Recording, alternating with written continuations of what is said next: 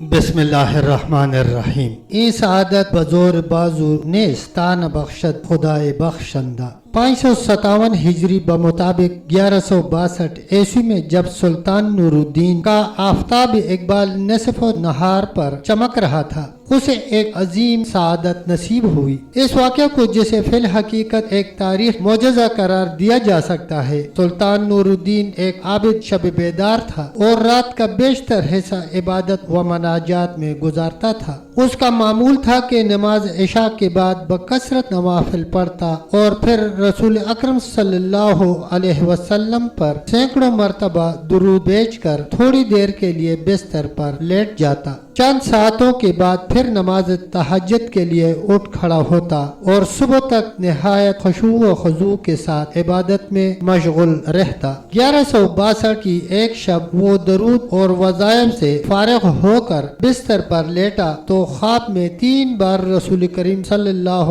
علیہ وسلم کی زیارت ہوئی۔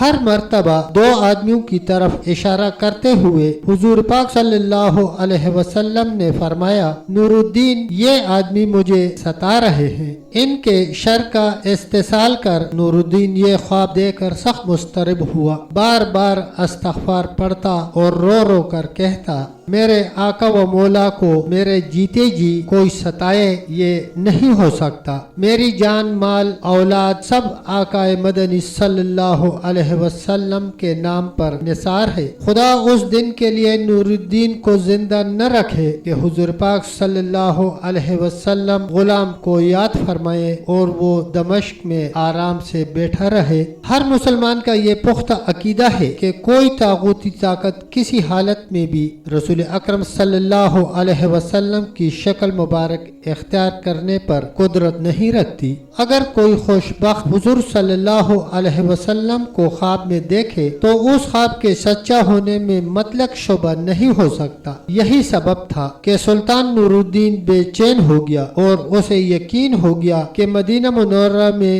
ضرور کوئی ایسا ناشدنی واقعہ ہوا ہے جس سے سرور کونین صلی اللہ علیہ وسلم کی روح اقدس کو تکلیف پہنچی ہے۔ خواب سے بیدار ہوتے ہی اس نے 20 آیان دولت کو ساتھ لیا اور بہت سا خزانہ گھوڑوں پر لدوا کر مدینہ منورہ کی طرف روانہ ہو گیا۔ اہل دمشق سلطان کے یکایک عازم سفر ہونے سے بہت حیران ہوئے، لیکن کسی کو معلوم نہیں تھا کہ اصل بات کیا ہے۔ دمشق سے مدینہ منورہ پہنچنے میں عام طور پر 26 دن لگتے تھے، لیکن سلطان نے یہ فاصلہ نہایت تیز رفتاری کے ساتھ طے کیا اور 16ویں دن مدینہ منورہ جا پہنچا۔ اہل مدینہ اس کی اچانک آمد پر حیران رہ گئے۔ سلطان نے آتے ہی شہر میں آنے جانے کے دروازے بند کرا دیے اور پھر منادی کرا دی کہ آج تمام اہل مدینہ اس کے ساتھ کھانا کھائیں گے۔ تمام اہل مدینہ نے نہایت خوش دلی سے سلطان کی دعوت قبول کی۔ اس طرح مدینہ منورہ کے تمام لوگ سلطان کی نظر سے گزر گئے، لیکن ان میں وہ 2 آدمی نہیں تھے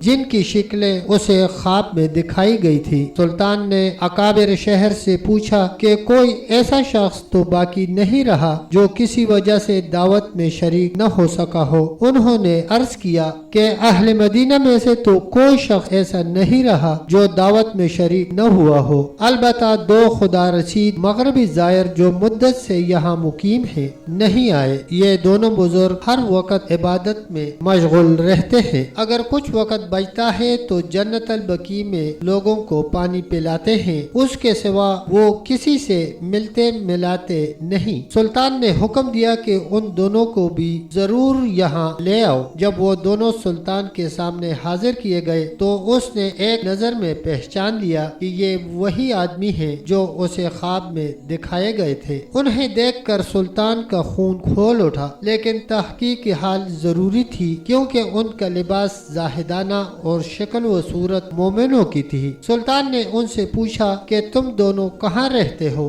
انہوں نے بتایا کہ روضہ اقدس کے قریب ایک مکان کرایہ پر لے رکھا ہے اور اس میں ہر وقت ذکر الہی میں مشغول رہتے ہیں۔ سلطان نے ان دونوں کو وہیں اپنے آدمیوں کے نگرانی میں چھوڑا اور خود اکابر شہر کے ہمراہ اس مکان میں جا پہنچا۔ یہ ایک چھوٹا سا مکان تھا جس میں نہایت مختصر سامان مکی मस्कीनों की जाहिदाना जिंदगी की शहादत दे रहा था। अहले शहर उन दोनों की तारीफ में रुतबुल लिसान थे और बज़ाहिर कोई चीज काबिल एतराज नजर नहीं आती थी, लेकिन सुल्तान का दिल मुतमईन नहीं था। उसने मकान का फर्श ठोंक बजाकर देखना शुरू किया, यहाँ तक कि सुल्तान को एक चटाई के नीचे फर्श हिलता हुआ महसूस हुआ। चटाई हटाकर देखा तो एक चौड़ी साल थी। उसे सरकाया तो एक खौफनाक इंकशाफ हुआ। ये एक सुरंग थी जो रोजा अक़दस की तरफ जाती थी। सुल्तान सारा मामला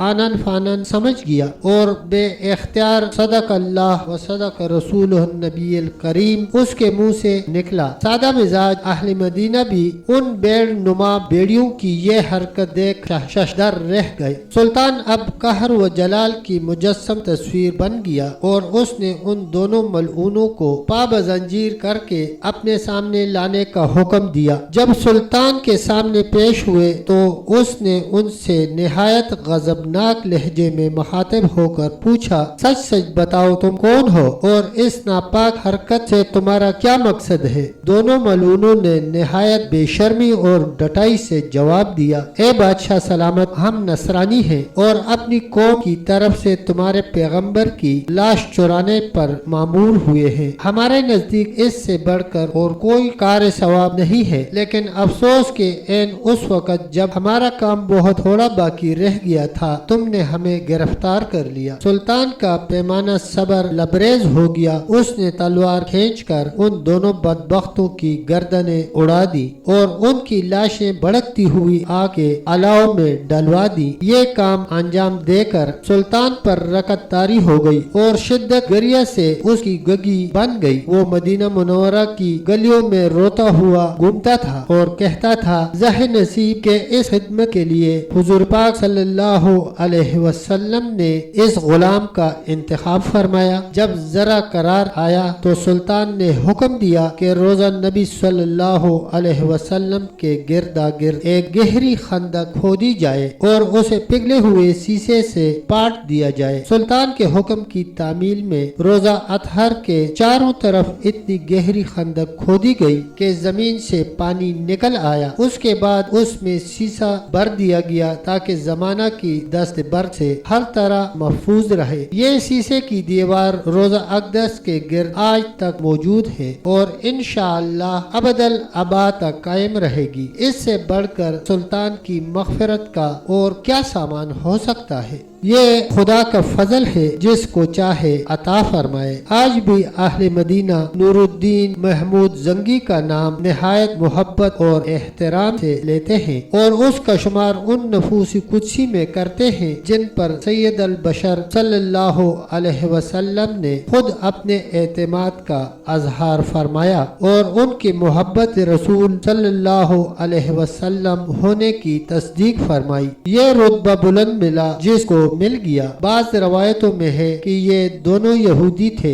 एक रिवायत में है कि ये सुरंग हजरत उमर फारूक रदियल्लाहु अन्हो के जसद मुबारक तक पहुंच चुकी थी, यहाँ तक कि उनका एक पाँव भी नंगा हो गया था। अल्लाह अकबर। नसीब की बात है, अल्लाह जिसे चाहे मर्तबा और नसीब की बुलंदियों तक पहुँचा दे। तब तक दोस्तों इतना ही, मिलते हैं एक अगली वीडियो के साथ। तब तक के लिए अल्लाह हाफिज, अल्लाह निगहबान।